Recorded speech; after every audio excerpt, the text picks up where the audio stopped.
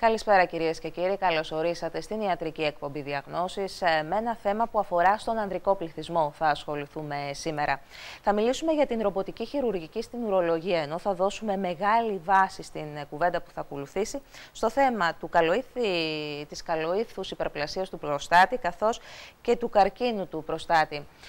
Θέματα που ίσως αρχικά να μας ανησυχούν, να μας προβληματίζουν και να μας φοβίζουν, πραγματικά όμως αξίζει τον κόπο να κάτσουμε και να κατανοήσουμε ότι τόσο η ιατρική επιστήμη από μόνη της, όσο και η σύγχρονη ιατρική τεχνολογία έχουν καταφέρει σπουδαία επιτεύγματα και τα αποτελέσματα είναι σχεδόν εξαιρετικά.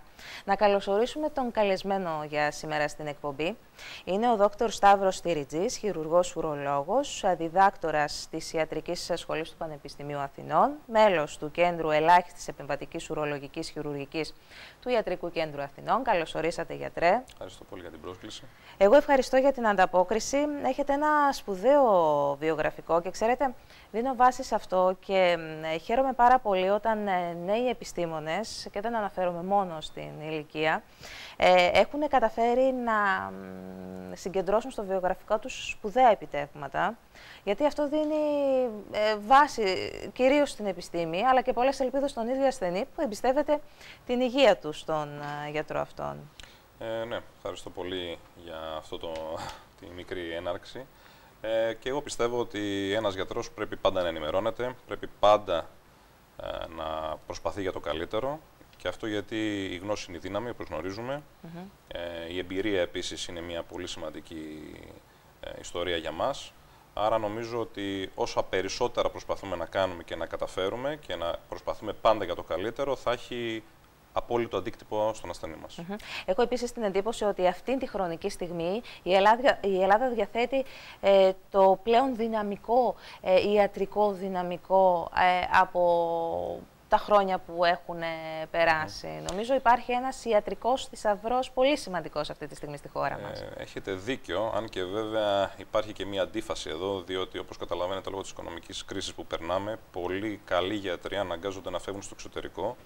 Θεωρώ όμως ότι οι γιατροί που πραγματικά πιστεύουν στον εαυτό τους και θέλουν να παρέχουν τις υπηρεσίες τους στην Ελλάδα, χωρίς να το βλέπουμε ρομαντικά αυτό το πράγμα, θα παραμείνουν και θα πολεμήσουν για να δώσουν το καλύτερο στον Έλληνα ασθενή. Γιατί νομίζω ότι ο Έλληνας ασθενής δεν χρειάζεται να πηγαίνει στο εξωτερικό πια. Έχουμε τα κατάλληλα μέσα και τους κατάλληλους γιατρούς για οποιαδήποτε πάθηση. Το πιστεύω και το υποστηρίζω ακράδαντα. Παρ' όλα αυτά, ταξιδεύετε και εσείς και πολλοί συνάδελφοί σας ακόμη στο εξωτερικό, συμμετέχοντας σε διεθνή συνέδρια. Και εγώ μέσα από την δουλειά μου έχω την ευκαιρία και την τύχη να συμμετέχω σε πολλά από αυτά τα συνέδρια. Μάλιστα, έχετε βραβευτεί για το έργο σας, για την επιστημονική σας παρουσία στον ιατρικό χώρο, τον ευρωπαϊκό θα έλεγα. Μάλιστα, ήσασταν και απεσταλμένος της Ελληνικής Ουρολογικής Εταιρείας, αν δεν κάνω λάθος, σε ένα πρόσφατο συνέδριο. Νομίζω πως αξίζει τον κόπο να αναφέρουμε αυτή τη διάκριση, γιατί έχουμε στη διάθεσή μας έναν πολύ καλό γιατρό σήμερα στην εκπομπή. Να είστε καλά, να είστε καλά. Είχα από την τιμή βασικά και την τύχη να βραβευτώ αρχικά από το Ινστιτούτο Μελέτης Ουρολογικών Παθήσεων στη Θεσσαλονίκη, με το βραβείο Αριστείας Νέου Ουρολόγου 2013. Και τους ευχαριστώ πάρα πολύ γι' αυτό. Και επίσης είχα την τιμή από την Ελληνική Ουρολογική Εταιρεία να μου ανατεθεί να αντιπροσωπεύσω την Ελλάδα στο Συνέδριο Ουρολογίας Νοτιοανατολικής Ευρώπης, όπου έγινε ένας διαγωνισμός μεταξύ όλων των χωρών της περιοχής, ώστε να βγει ο καλύτερος ομιλητής νέος ουρολόγος, και είχα επίσης τη χαρά και την πολύ μεγάλη τιμή μέσα στην πατρίδα μου, γιατί το συνέδριο έχει στην Θεσσαλονίκη, να πάρω την πρώτη θέση και εκεί. Συγχαρητήρια. Καλή συνέχεια σας εύχομαι.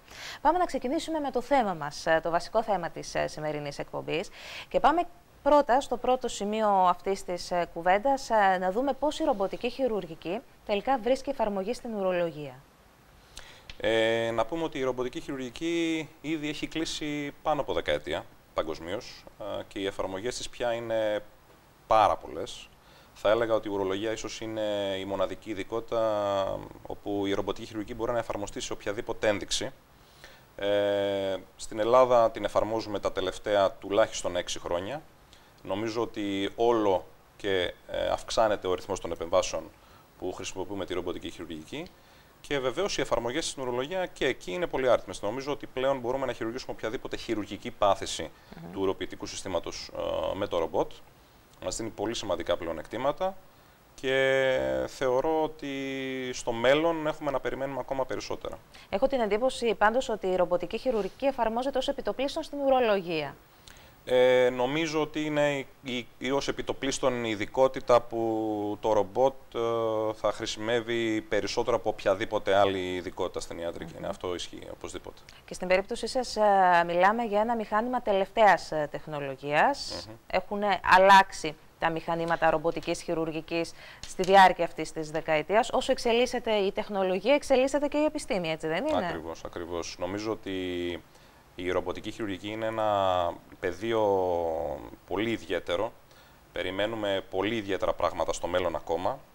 Ξεκινώντας πριν από μία δεκαετία με ένα μηχάνημα το οποίο ήταν ιδιαίτερα ογκώδες, έχουμε καταλήξει σε ένα μηχάνημα υψηλότατης τεχνολογίας, high definition όπως λέμε, πολύ πιο μικρό σε μέγεθος, πολύ πιο εύκολο στη λειτουργία του, με πολύ ιδιαίτερες δυνατότητες. Φανταστείτε ότι ο χειρουργός μπορεί ταυτόχρονα με το πεδίο το χειρουργικό που βλέπει μπροστά του να βλέπει παράλληλα μια αξονική τομογραφία του ασθενούς, που θα τον βοηθήσει πάρα πολύ στο να εντοπίσει έναν όγκο π.χ. Μπορεί να βλέπει σε πραγματικό χρόνο υπέρηχο του οργάνου το οποίο χειρουργεί. Έχουμε δυνατότητες επίσης να βλέπουμε αγκίωση των οργάνων με ειδικούς τρόπους και νομίζω ότι οι εξελίξεις που περιμένουμε είναι πάρα πολύ ιδιαίτερες και θα τις δούμε στο μέλλον. Μπορούμε να περιμένουμε πολλά πράγματα ακόμα.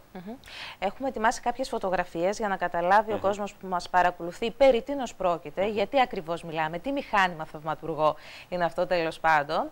Ας ξεκινήσουμε να βλέπουμε λοιπόν τις πρώτες φωτογραφίες, τα πρώτα slides και να ξεκινήσουμε να μιλάμε για τα πλεονεκτήματα ειδικότερα αυτής της εφαρμογής, γιατρέ.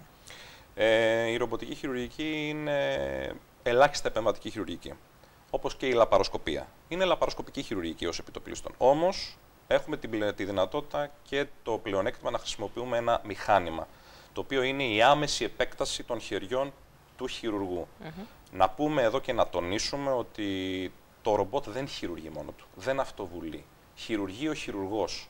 Αυτό είναι πάρα πολύ σημαντικό να το ξέρει ο κόσμος, γιατί νομίζουν ότι απλά βάζουμε ένα πρόγραμμα και το ρομπότ χειρουργεί μόνο του. Δεν ισχύει αυτό. Χειρουργεί ο χειρουργός, απλά του δίνεται η δυνατότητα να έχει πάρα πολύ ακριβείς κινήσεις. Και αυτό είναι ένα από τα βασικά πλεονεκτήματα της ρομποτικής χειρουργικής. Πάμε στα πλεονεκτήματα, να τα βλέπουμε και όλα στην εικόνα μας. Επομένως, λοιπόν, ως ελάχιστη επεμβατική χειρουργική, φυσικά πάρα πολύ μικρές τομές, πάρα πολύ μικρός πόνος, μεγένθηση τουλάχιστον 15 φορές, που είναι πολύ σημαντικό γιατί μπορούμε να δούμε φοβερές λεπτομέρειες. Έχουμε φοβερή εργονομία και ακρίβεια στις κινήσεις μας, όπως είπαμε. Ο πιθανός τρόμος που μπορεί να έχει ο χειρουργός εξαλείφεται πλήρως, φιλτράρεται πλήρως. Επίσης, δεν έχουμε την κόπωση του χειρουργού. Φανταστείτε μια πολύ μεγάλη επέμβαση που μπορεί να χρειαστεί να πάρει 4 ή 5 ώρες που υπάρχουν στην ουρολογία της επεμβάσεις. Ένα χειρουργό να είναι όρθιος όλη την ώρα. Επιβαρυντικός παράγοντας. Με σκυμμένο το κεφάλι, όσο έμπειρος και να είναι ένας άνθρωπος, θα έχει την κόπωση αυτή, είναι δεδομένο. Από εκεί και πέρα, σαφώς, πολύ λίγη απώλεια αίματος, πολύ μικρή απώλεια αίματος. Η παραμονή στο νοσοκομείο πια έχει ελαχιστοποιηθεί και τα πλεονεκτήματα αυτά τα βλέπουμε και στις επεμβάσεις τις οποίες κάνουμε. Η νοσηλεία μπορεί, σε παράδειγμα χάρη, σε μια ριζική προστατεκτομή να είναι 1 με 2 ημέρες. Αυτό σημαίνει και οικονομία. Δεν το συζητάω, έχει πολύ σημαντική οικονομία αυτό για το σύστημα υγείας, αλλά και για τον ίδιο τον ασθενή. Η επιστροφή στις δραστηριότητες τους καθημερινές είναι πολύ πιο γρήγορη. Άρα, εδώ έχουμε να κάνουμε και με κοινωνικό όφελος. Και βεβαίως, κάτι το οποίο πρέπει να τονίσουμε επίσης είναι και το μικρότερο ποσοστό επιπλοκών μετεγχειρητικών που μπορεί να συμβούν. Γιατί αυτές είναι κάποιες επιπλοκές που μπορούν να δημιουργήσουν πολύ σοβαρά προβλήματα στον ασθενή στο μέλλον. Θέλω να σταθούμε και να περιγράψουμε τις πιθανές επιπλοκές για να συγκρίνουμε τελικά ένα κλειστό χειρουργείο με ένα ανοιχτό χειρουργείο. Νομίζω υπάρχει ένα χάσμα μεταξύ τους. Σαφώς και υπάρχει και μάλιστα έχω την τύχη να είμαι και ερευνητής πάνω στο κομμάτι αυτό. Έχουμε μια πολύ μεγάλη μελέτη αυτή τη στιγμή που κάνουμε στο Πανεπιστήμιο, στο Καρολίνσκα, που είχα την τύχη να μετεκπαιδευτώ, σε 4.000 ασθενείς, οι οποίοι έχουν χωριστεί σε 2 ομάδες ανοιχτής και ρομποτικής χειρουργικής, ειδικά τουλάχιστον στη ριζική προστατεκτομή, που είναι και η πιο συχνή επέμβαση που κάνουμε ρομποτικά. Πραγματικά λοιπόν εδώ, αν μιλήσουμε για επιπλοκές, θα δούμε ότι ασυζητητή έχουμε τεράστιο πλεονέκτημα της ρομποτικής στην απώλεια αίματος. Φανταστείτε ότι ένας ασθενής, όταν κάνει ανοιχτή επέμβαση, θα χάσει 2,5 μονάδες επιπλέον αίμα.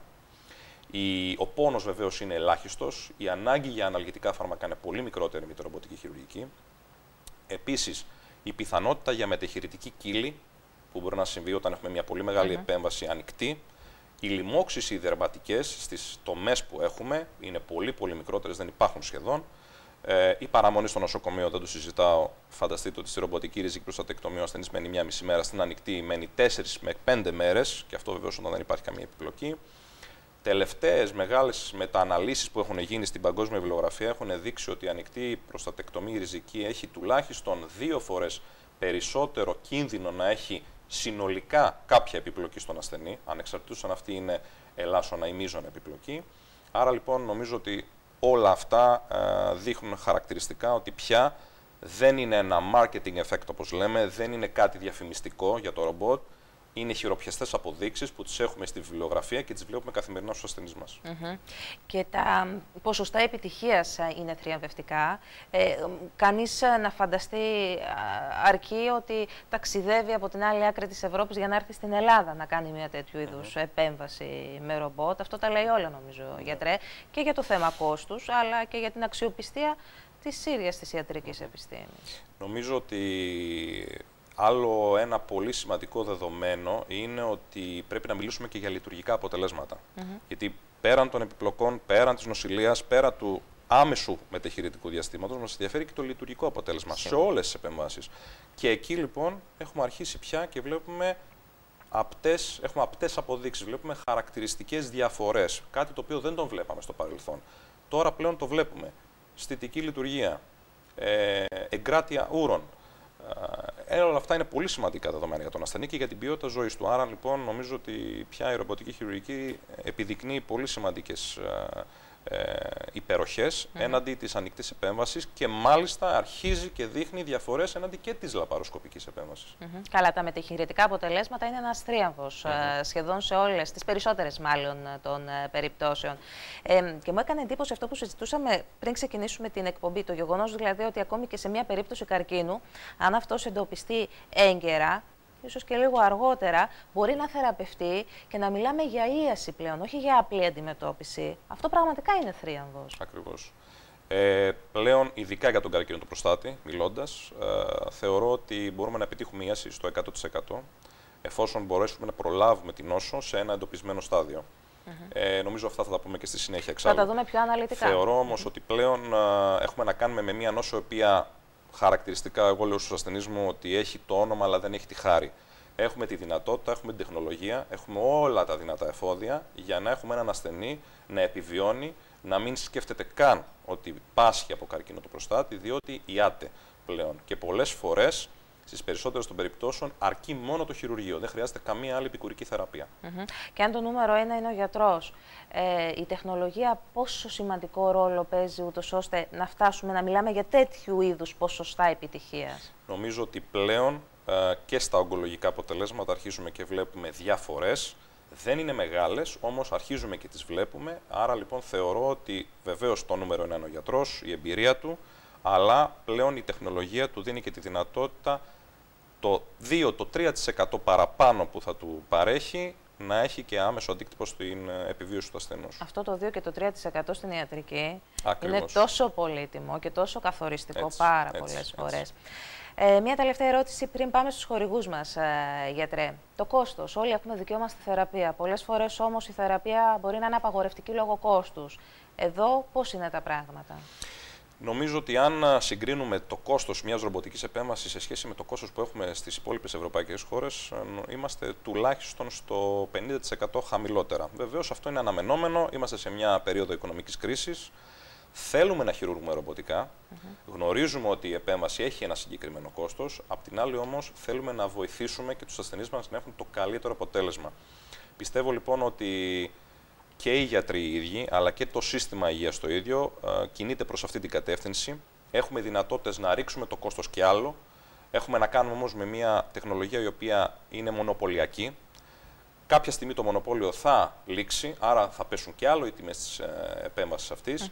Επομένως, νομίζω ότι μιλάμε για ένα κόστος το οποίο δεν είναι πλέον τόσο υπέρογκο και θεωρώ ότι ένας ασθενής πλέον πρέπει να σκέφτεται την επέμβαση αυτή σαν μια επένδυση στην υγεία του.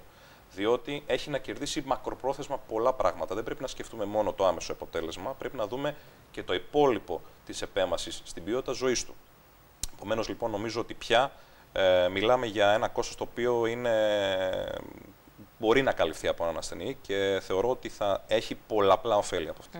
Και μην ξεχνάμε ότι στόχος δεν είναι να διατηρηθεί απλά ένας άνθρωπος στη ζωή, αλλά να την απολαμβάνει και μετά το χειρουργείο, ως το τέλος. Ακριβώς. Λοιπόν, πάμε σε χορηγούς, κυρίες και κύριοι, σε λίγα λεπτά και πάλι μαζί.